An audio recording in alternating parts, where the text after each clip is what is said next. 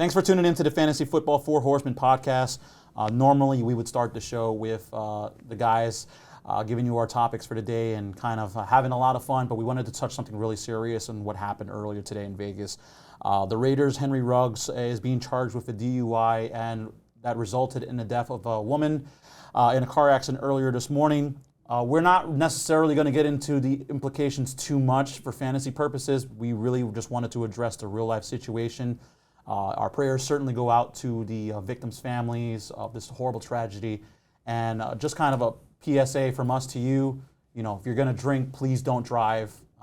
Uber, Lyft, it's not a sponsored or whatever it means. Just get home safely. Don't drink and drive. You know, really think about your loved ones before you get into the behind the wheel of a car.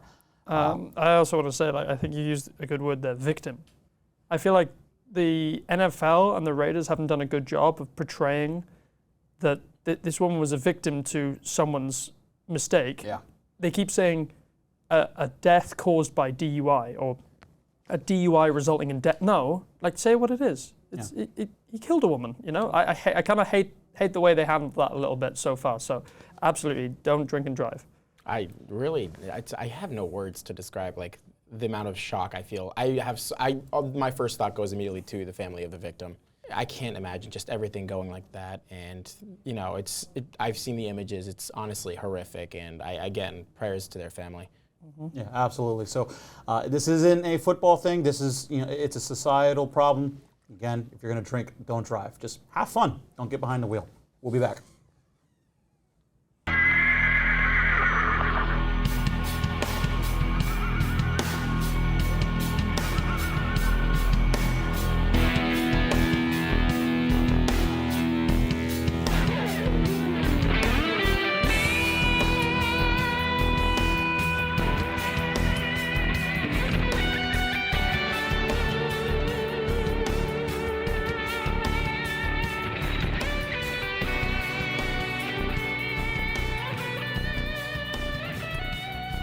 And welcome to the Four Horsemen podcast. Well, we're actually down one of the.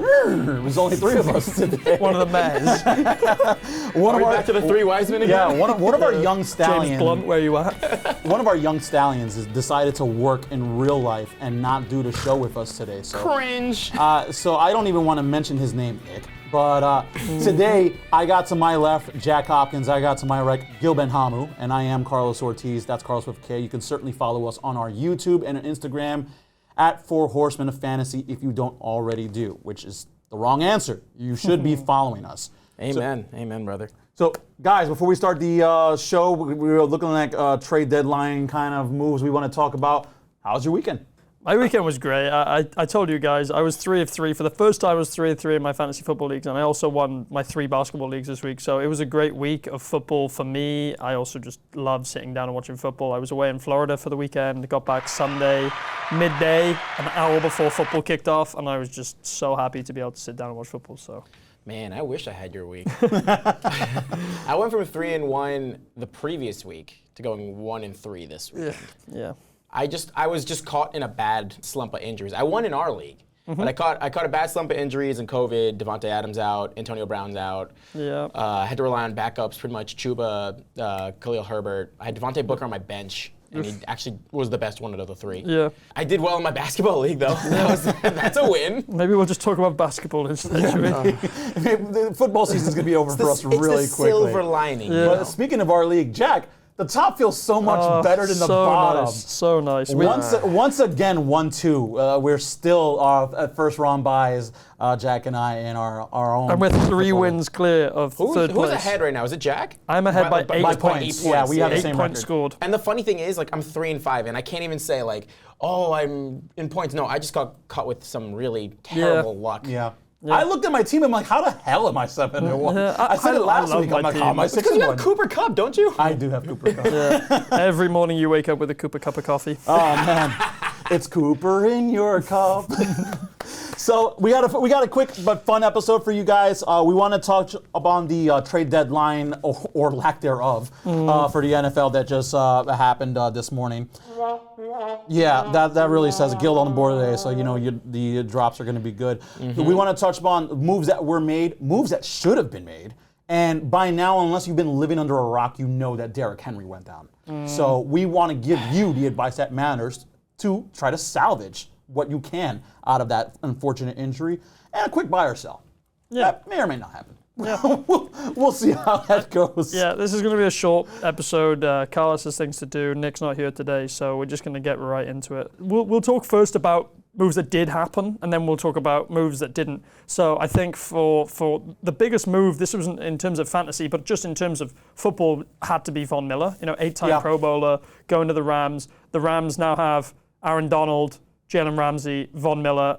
I'm terrified to play any players against the Rams, and I'm sure every QB that is playing them is also terrified. And any QB that already has, thank God I don't have to do that again, unless obviously they're in their division. So I think fantasy implications, this is a fantasy football podcast. You may try and avoid the Rams, playing a running back against the Rams, but, there's certain players you can't do that with. But I think there's not a whole lot to say here other than this is a great move real life. I think the Rams are a real contender in the Super Bowl this year. I'm going to have to go off of that. There's nothing else that really happened, except for the Chiefs making a trade. I forgot who they traded for. Melvin Ingram? It was Melvin Ingram. From the Steelers. From the Steelers, yeah. absolutely. I mean, the Chiefs are kind of down bad this year anyway. Yeah. That 3-point win against the Giants was just unconvincing by any means, but man. They got that win because it was the Giants. Exactly. Did they really, I know they won. It was the most did Giants game. No, but it's the most Giants game that Bad could ever teams happen. find ways to lose, and the Giants are a bad team. Listen, the Chiefs don't convince me that they're going to make the playoffs. Nah. I actually think they're on the outside looking in. No, they're Are you not guys making it. confident about Mahomes fantasy-wise going forward? Still, yeah, because he's still hitting the floor. I think if 15 points. I think if you had Mahomes, you burned an early round pick on him. You Yeah. have no option. Oh, no, he's throwing an gotta interception play a game. But you got to play him. I mean, other than the last 2 weeks, that's been his low. His low. Other than that, even though they've been losing games, he's just still putting in the 20 points range. Kind of deviating off a little bit. Quick trivia. Mahomes right now leads the league with 10 interceptions. What was the last former MVP that led the league in interceptions? Was it Peyton Manning? I know Rodgers has been great. Was it Dak? No, he's not. No, Cam Newton. Ugh, Might be a little before your time. Brett Favre.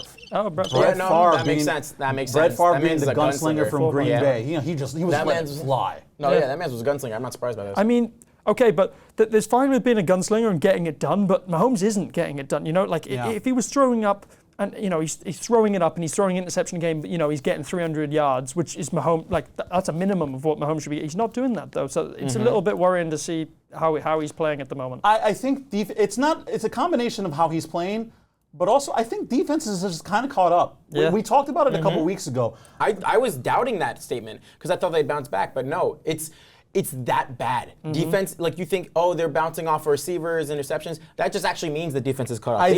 They've read not necessarily just Mahomes, but they've read Tyreek Hill. They've read Circling Travis in on him. Kelce, right? Kelce was awful last night. Kelce was absolutely awful. A bunch of drops, a terrible fumble. He directly was responsible for 7 points. Yeah, and can I also say, talking about Mahomes still, he was so lucky that Zimenez jumped offside. I know this is tough for you to hear, Carlos. So lucky because I almost bought a new TV because I was about to break the one I would have. Yeah, that was a clear interception, and he got saved by an offside. So yeah.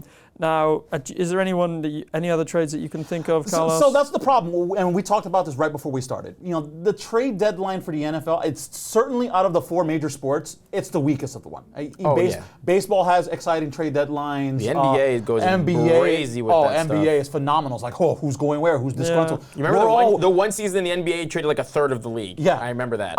This whole season, to me, the entire until the trade deadline is Damian Lillard going to go?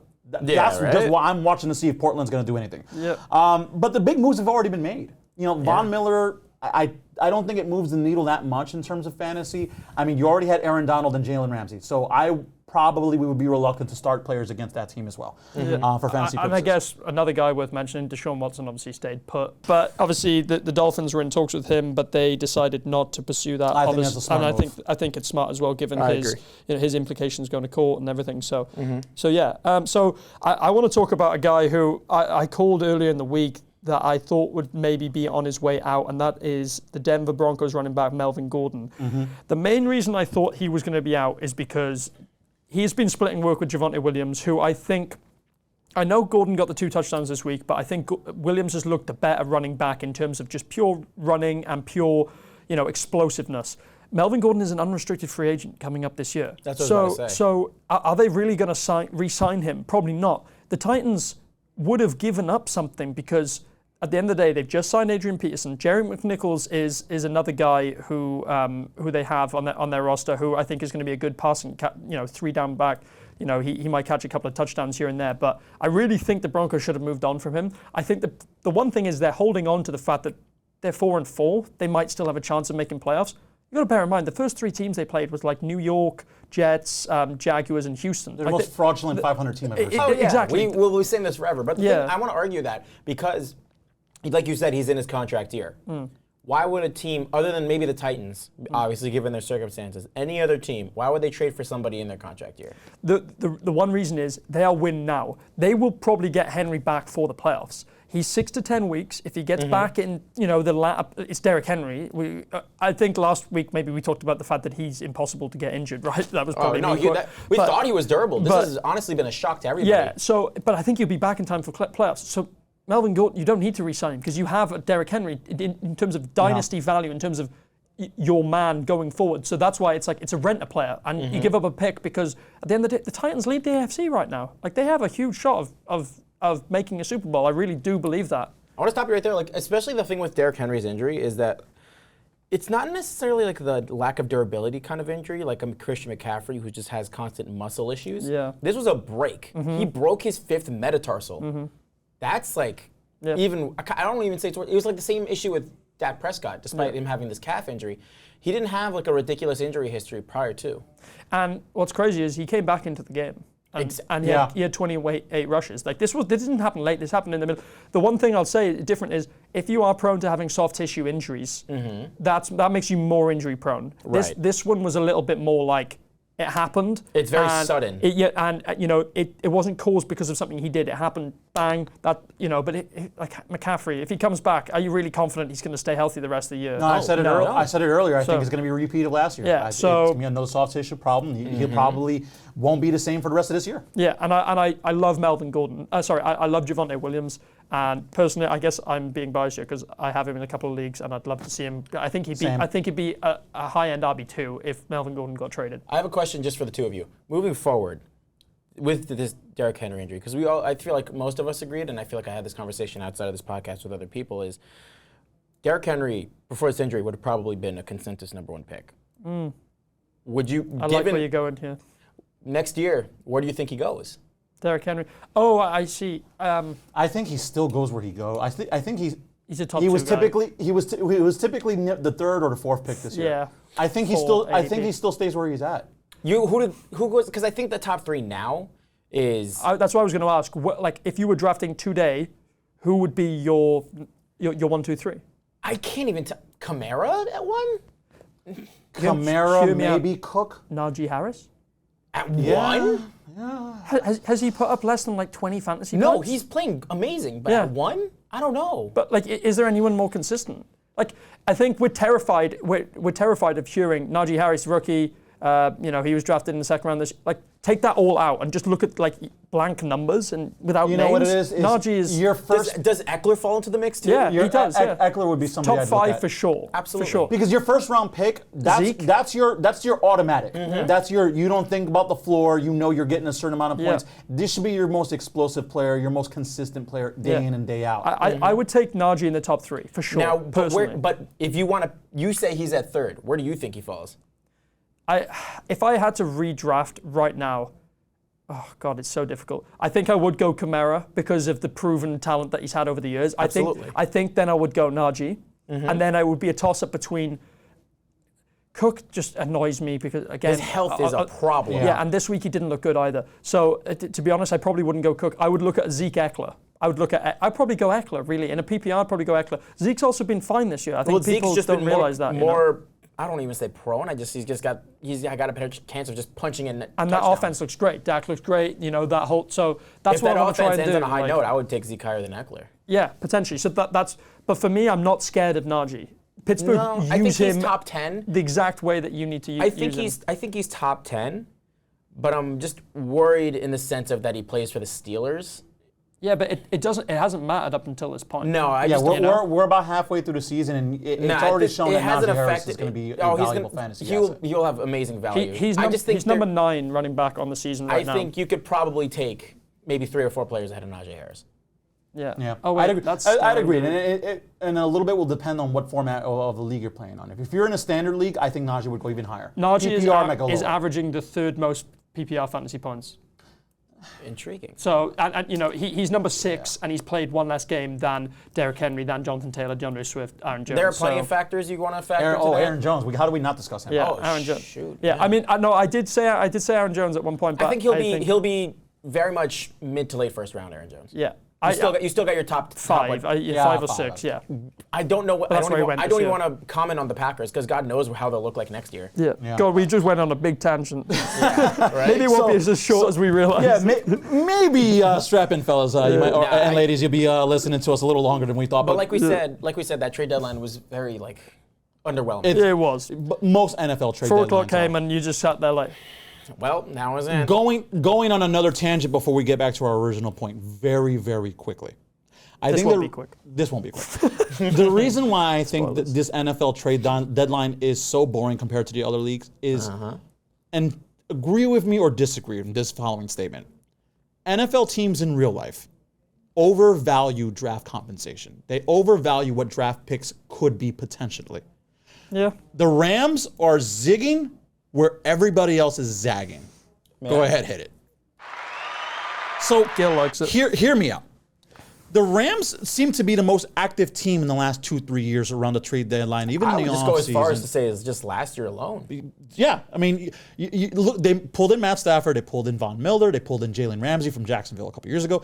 These guys they're like, to hell with draft picks. We're going to win now. Mm-hmm. Now, it could blow up in their face, especially if they don't win a Super Bowl, if they don't have that hardware to show for it, It's going to look terrible, and teams will even be more hesitant to trade draft capital in the future. Mm-hmm. But I love what the Rams are doing. They're going for it because, to me, draft capital, and I'll use this analogy in basketball, especially when it comes to the Knicks, when you have a lot of free agency money, it's all just air.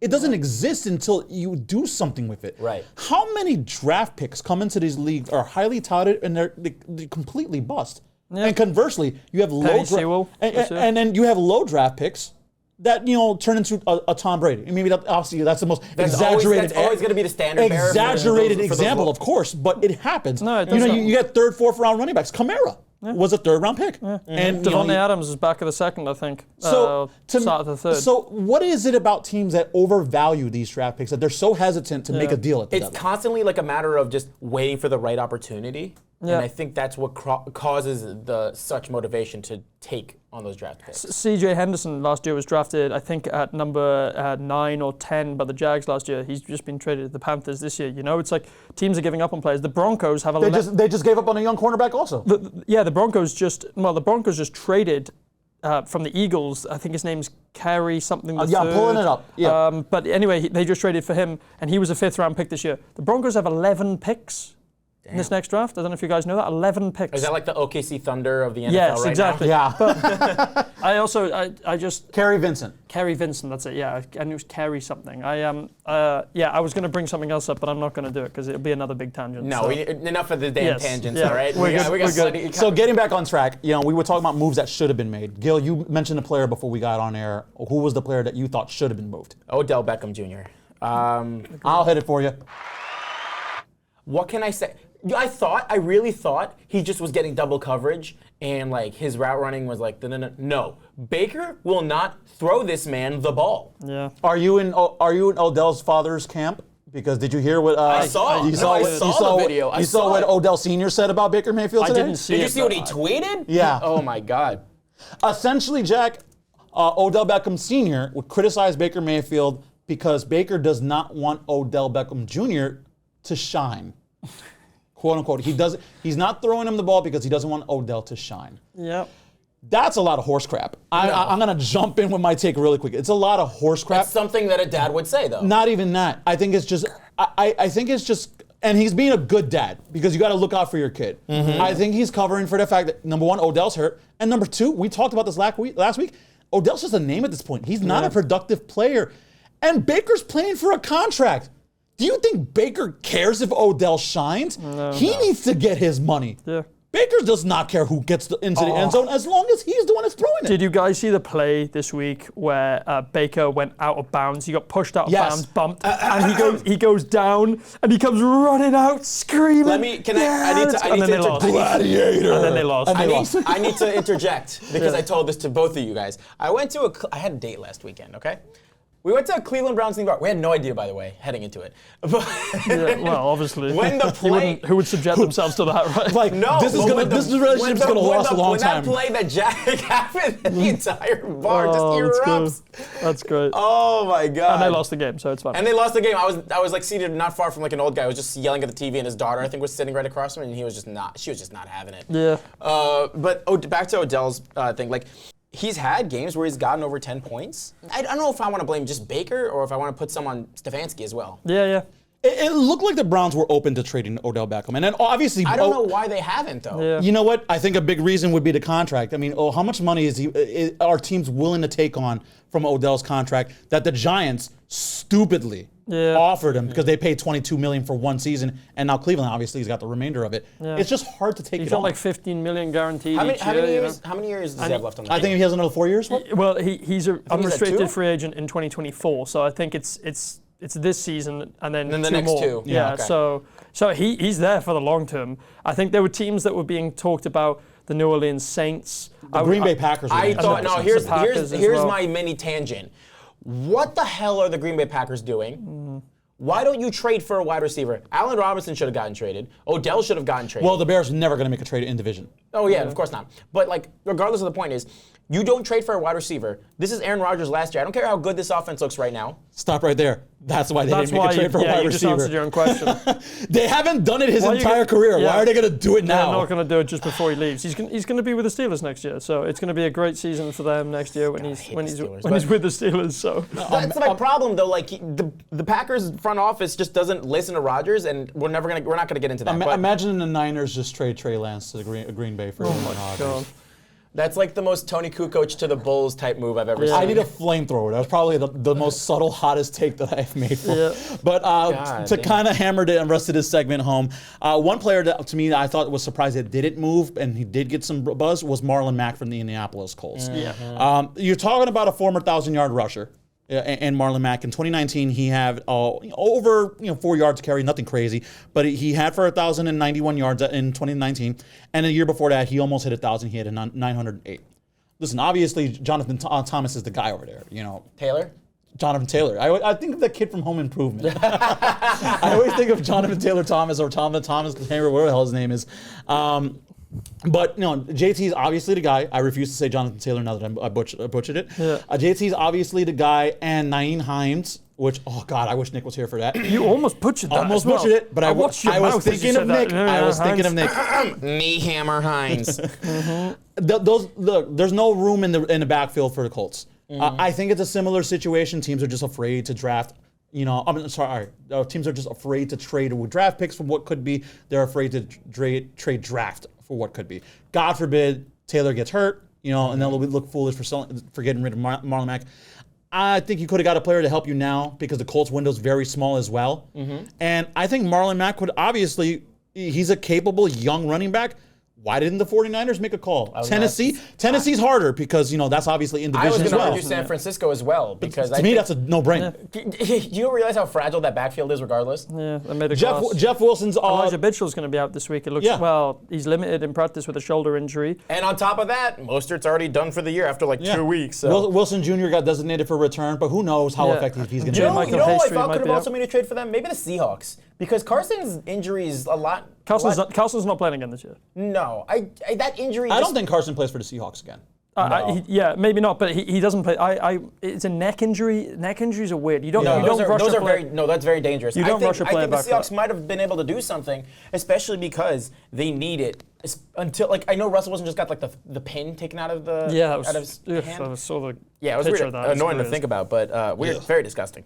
But I think the Seahawks should have done something. You have I feel like enough depth to get rid of somebody. Obviously, they're not going to contend for like a division. And I think that's why they didn't make a move. I They looked in the think so. mirror and just said, yeah, we I don't know if they want to say I give up so soon. However, I feel like they need to look like they're still in the run. Can I? We're talking of the culture. Can I talk about a guy who I think could be a league winner? Michael Pittman Jr. Man, I love him. I love watching him play. Like I think we're honestly, so he's obviously a second-year player, and there's a big talk about second-year breakouts. You know, rookies who come in, they're not used to it. You know, but Michael Pittman is gaining trust week in and week out with Carson Wentz. But this kind of started outstanding. This kind of started last week. It did. Not last season. Last season. Yeah, he was Phillip Rivers' favorite target. Yeah. It did. No, I think, you can't go and buy him now because his value. He scored over 30. Forget it. 30 No, at this PPR point he's taken in points. every league. You know he's the wide receiver 11 on the season. Really? Yeah. Very quietly until last week. That's the thing. I mean, obviously this week has boosted him up a lot, but here's some of the players he's ahead of: Adam Thielen, CeeDee Lamb, DeAndre Hopkins, Terry McLaurin. These are players you're playing every single week. Yeah. You're DeAndre plugging them in. Hopkins is a bit shocking. Yeah. DeAndre Hopkins, Mike Williams, Brandon Cooks, Robert Woods, Amari Cooper, Tyler Lockett. He's Justin Jefferson. I'm scrolling down the list now. It's crazy to think Michael Pittman is ahead of all these people. So I think you can't trade for him right now. Maybe you hope that he doesn't play well next week, but I think they have a great matchup next week. If he does have a bad week, I would look into buying low. Yeah. But I personally just cannot see that happening right now. I don't think Michael Pittman slows down. No, I think if you have him, you they're keep playing him. the Rams this week, so I guess Jalen Ramsey. if he gets cornered by Jalen Ramsey, this actually could be the bye week after this week. Yeah. You know? Yeah. So Yeah, if he goes off on a bad note 2 weeks out, I think people should trade for him. Well, speaking of bad notes, Braden Cooks is still in Houston. So with that said, that was the trade segment of our show. When we get back on the other side, we're going to tell you exactly who you need to pick up and who you need to avoid to try to supplement the production that you lost from one Derrick Henry. Stay tuned.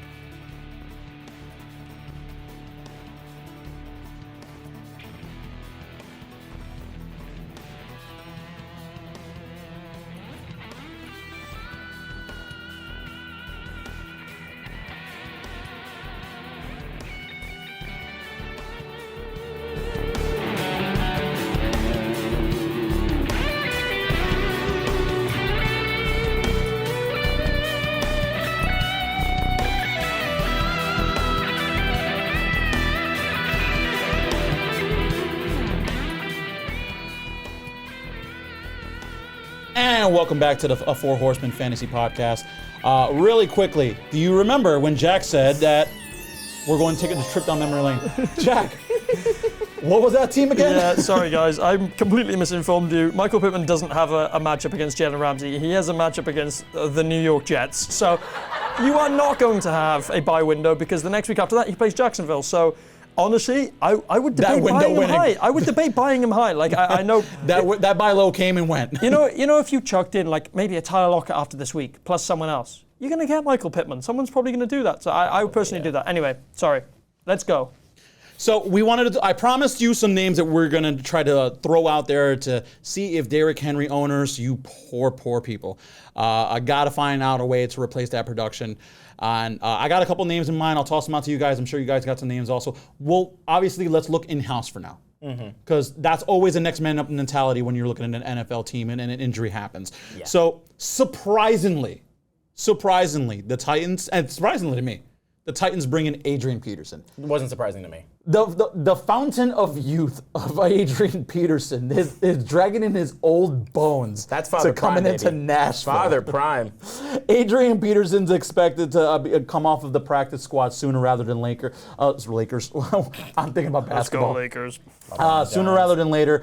You have Adrian Peterson coming off the practice squad, but also Jeremy McNichols, who was their change of pace, kind of passing back, a la Nyheim Hines for the Titans. These are two guys that are expected to shoulder the load for Derrick Henry's absence because his fantasy season is done. Maybe he'll come back for the playoffs in real life, but for all intents and purposes, this is who we got to work with. I'll start with you, Gil, since I'm looking right at you. Out of Peterson or McNichols, who do you think is the guy you should target, or are you avoiding either of them? I'm under the impression that it's going to be a 50-50 split.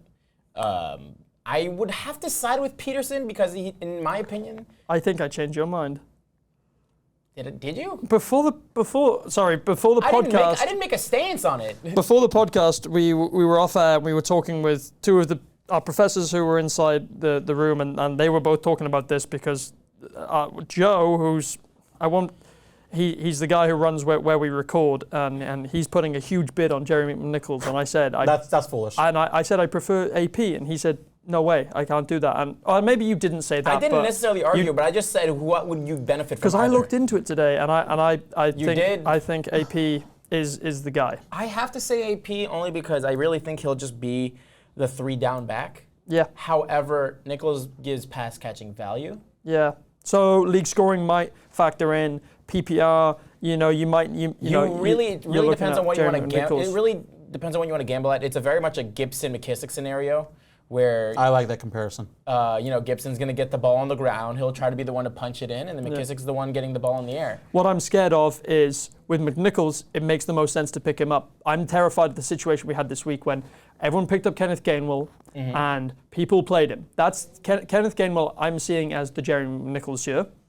Jordan Howard walked in and had 2 touchdowns this week and had a fantastic fantasy game. I can see AP having that same thing because the Titans like running the ball. AP is a similar kind of runner to Derrick Henry, nowhere near on the same scale, but I think they'll give him 15 carries a game because they're not just going to... Tannehill has never had a lot of volume. You know, he's obviously going to now pass the ball a bit more to A.J. Brown and Julio Jones, and Jerry McNichols as well. But I do think they're going to pass the ball a little bit more, but I think they're not going to give him the workload that Derrick Henry had, which was like 25 to 30 rushes a game, but I think they're going to have... I think he's going to have 15 and maybe catch a couple of balls. So listeners, you may not want to listen to me at all right now because I'm not touching McNichols at all. If I have any waiver claim, I'm not wasting it on McNichols. If I am playing in a league where you have a fab budget, I'm not wasting $1 on McNichols. I don't see his workload going to increase by much. Yeah. And I don't think whatever volume he's going to get in terms of passing, because rushing, there's no way in hell it's going to happen. You know, you're not bringing in Adrian Peterson to catch screen passes and line up wide. You know, that's McNichols' job, and I don't think they're going to throw it to him this much. I think the biggest beneficiaries to Derrick Henry going down is A.J. Brown and Julio Jones. I actually see the Tennessee Titans throwing a lot more. I would think so. A.J. Brown won people weeks this week. Yeah, for sure. It's honestly crazy that he had the bounce back that none of us anticipated. Yeah. I don't think... I drafted him in every league, so I had faith in him. I traded him in one league. Because you drafted him in every league. Obviously, I have a lot of faith in him. I traded him in one league, and I'm very glad that it was just the one that I traded him in. I have him in one league as well. I think he's going to finish as a top 5 receiver. There's just something about it. He was such a buy low. I was telling people, I threw out so many rubbish trades with A.J. Brown in that people should have bitten on. Like, I was asking for nothing for A.J. Brown, and people just were like, no, he's only putting up less than 10 points a game. And I'm like, it's A.J. Brown. Like, he's not going to just do this all season. It's A.J. Brown. And, like, now he's popping off, and people have sent a couple of trade offers. They're like, oh, it's A.J. Brown. I'm like, no, actually, no, because this is why I kept on to him. Yep. You know, I'm not, so I don't know. It's A.J. Brown. So I think consensus here. Correct me if I'm wrong. We would all, if we're gonna go anybody from Tennessee, I think Adrian Peterson would be the guy over McNichols. That would be sounds horrible. Which sounds it's the big if I had. Like, what is this? 2016? Like, if I'm like stretched thin on the running back position, I would have to. Yeah. But I don't want to touch either of them. Yeah. Now, I'm with you. I don't think I'd touch either of them. I would probably go Peterson if I was forced to. Yeah. I think rest of the schedule at best he's in RB3. Yeah. RB3 flex, really. Yeah. Something, some safe floor. Yeah. Low end RB2. Yeah. I'm good with that. Is there anybody that jumps off the mind outside of the Tennessee organization that you think? Yeah, I think Boston Scott. I think Boston Scott is someone you have to take a look at this week, and for the next couple of weeks. Again, me and Gil were talking about this briefly off air as well because Gil's got a situation where he is trying to put in a waiver claim this week, and I think that at the end of the day, don't look at the snap share between the Philadelphia Eagles running backs this week because it doesn't portray the real picture. Mm-hmm. Kenneth Gainwell played all the snaps in the fourth quarter, so it looks like he actually had a lot of snaps. Boston Scott got all of the snaps in the first quarter. When they actually got off to a big lead, he had 2 rushes inside the 5, even though he's only like 5'6", 180 pounds soaking wet. The guy scored 2 rushing touchdowns this week. He does catch passes. He got you. I think he had 18 fantasy points this week. I think he has a great floor, and he has some good matchups coming up. So, I would prefer him to Jordan Howard. That's definitely someone I would be looking at. And it's just a question of, do you pick him up over Adrian Peterson? Personally, I would pick up Adrian Peterson if you're in a situation where you're 5-3 and you're looking at longevity, because AP is going to have that position shored up for the rest of the season. If you need a win now, I'd pick up Boston Scott, who for the next 2 weeks is got good matchups and can score points for you right now before Miles Sanders comes back. What do you got, Gil? Are we still on running backs or just? Yeah, just who do you think outside of the Tennessee organization is going to be a viable, not necessarily viable, just somebody you would look to try to help out with that Henry loss? If they could somehow get Hines, because I feel like Hines are. I have him as a potential suitor as well. Really? Yeah, I think Hines, just because if they're not going to trade Mack, and Hines I feel like hasn't gotten the crazy amount of shine. I would also look elsewhere. Maybe try to snag Dearness Johnson. Maybe. Because the thing is, once Kareem Hunt is back, every other running back is pretty much useless. Yeah. I would go Dearness Johnson or Nick's favorite, the metric system Felton. Oh, God. I also really like Rashad Bateman as well this week. Karlos, I don't know if you want to talk about him as well as a wide receiver ad, because the Ravens were on bye last week. So maybe he's available? I'm a big believer in Bateman because it's hard to ignore what he did in college. And I think the passing attack for the Ravens this year can sustain more than one pass catcher. I think Mark Andrews obviously is going to be viable.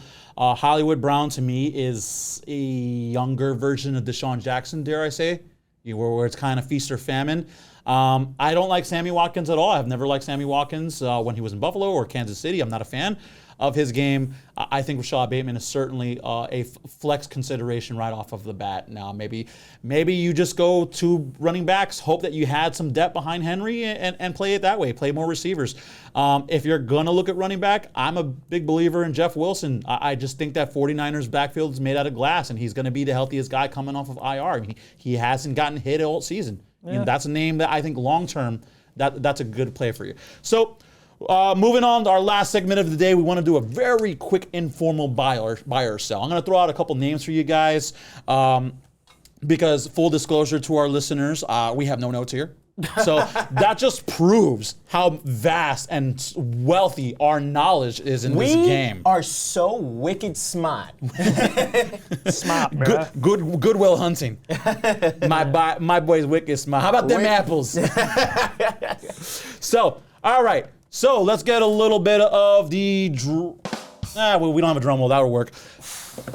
Buy or sell. Quarterback for the Saints going forward. Are you going to buy or sell Taysom Hill or Trevor Siemian? Taysom Hill started four games last year.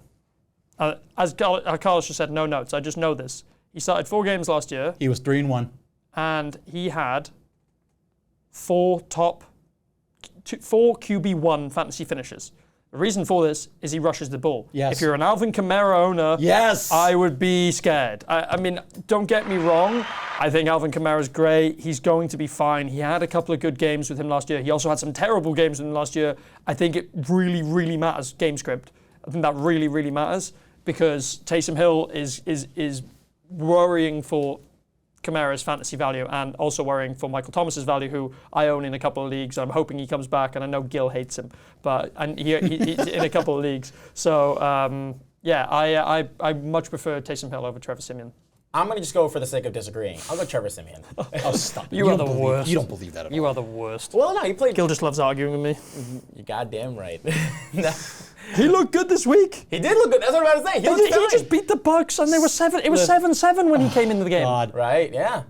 I mean, I can't argue. Really. Did I not say, fantasy owners? Did I not say beware of Tampa Bay?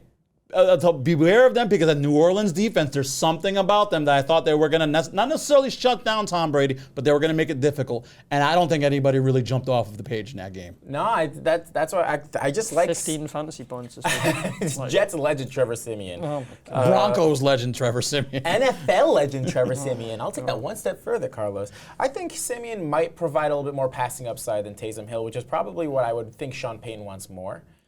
Sean Payton loves Taysom Hill. I know. What did I say before we got on? I think it's his illegitimate son. Yeah. Yeah. He was getting snaps when Drew Brees was there. I know. You know, so. Remember when the ESPN had him listed as a tight end? Yeah. I abused it that week. Yeah, I abused it. And now we have the wide receiver running backs in like Cordell Patterson and so on and so forth. But I just think Simeon gives.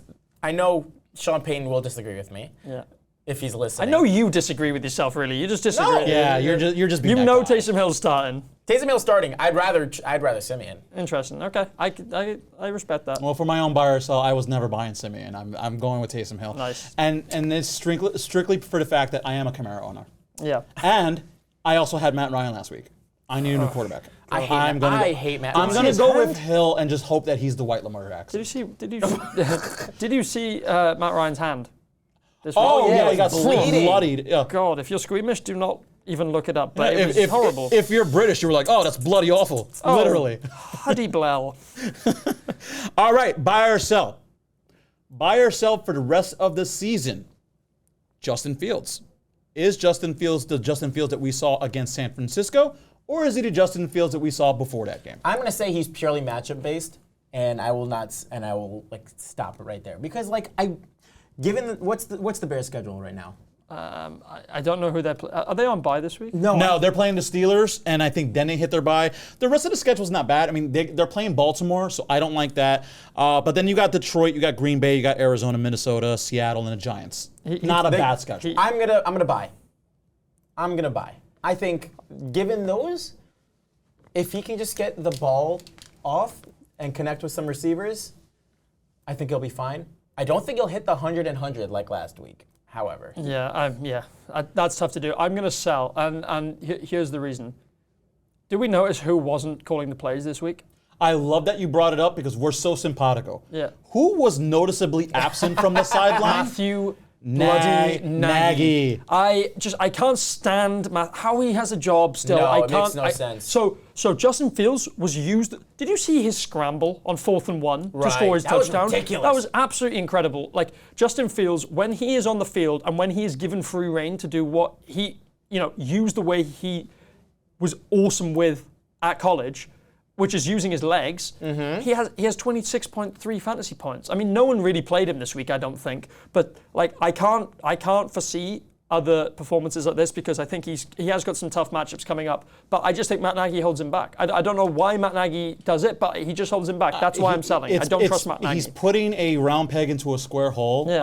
And I think this was the problem that Baltimore had with Lamar Jackson before his MVP season. They're like, well, we got to teach him to be a passer. You got to stay in the pocket, make your reads, go through your progressions, and just the legs will just be a cherry on top of the sundae. I think you just need to unleash his mobility. You saw it in San Francisco defense. It's not half bad. You got to give the best example as the Ravens because they did what Chicago should do. Yeah, and week 7, you know who recorded the fastest speed in the NFL? Justin Fields. Mm-hmm.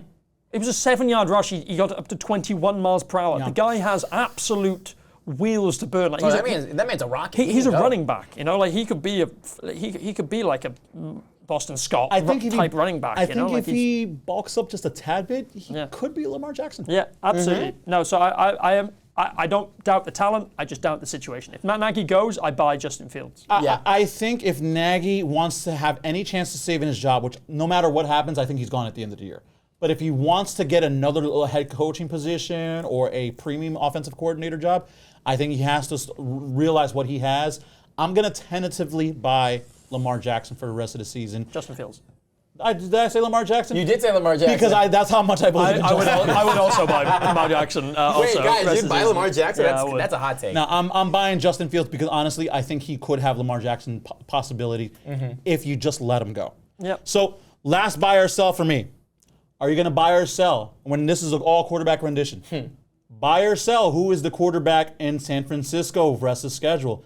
Did Jimmy G do enough to hold off Trey Lance? Buy or sell?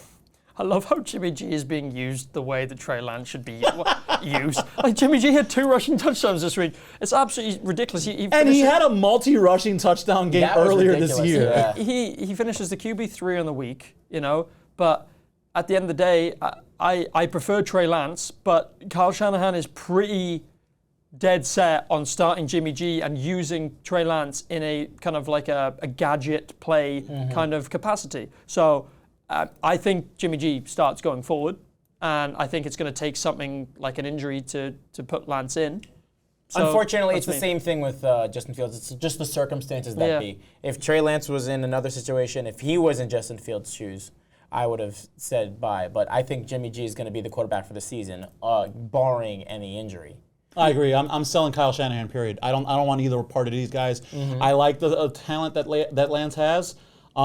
Strangely enough, I kind of like what Jimmy G is doing as well. I think he can get an opportunity elsewhere for a QB thirsty team. Absolutely, and the matchups, I think. Yeah, I mean the next 2 weeks. Yeah, are tough, right? you're looking at Arizona. You're looking at the Rams. You're not. I don't think you're going to subject Lance to either of those. You're going to let Jimmy G take the beatings. Yeah. But listen, you got to see what you drafted this kid 3rd overall. I think you're going to have to eventually play him. Yeah. I love Lance's talent. Love it. You said it. You see a lot of Patrick Mahomes in him. Yeah. I've said it all along. I just see like huge potential for like him to change the way that defenses actually guard quarterbacks. I just think he has that massive arm, huge rushing ability. Like I think he could be like a better version of Lamar Jackson. I really do. I think he could be really good too, but I think if I'm going to put my money this year, I still will take Justin Fields over Trey Lance just because at least Fields has the opportunity to start. And he's playing. Yeah, he's playing. Yeah. And until Jimmy G gets hurt, which we don't wish that on anybody, or he finally gets pulled if the 49ers run out of contention, whatever the case may be, Lance is just better off either as a stash or just playing up on waivers. Absolutely. Well, that was another rousing rendition of the Fantasy Four Horsemen podcast. For Gil, for Jack, and for our Nick, who is not here, will be editing this podcast as a punishment. I am Karlos, Four Horsemen, out.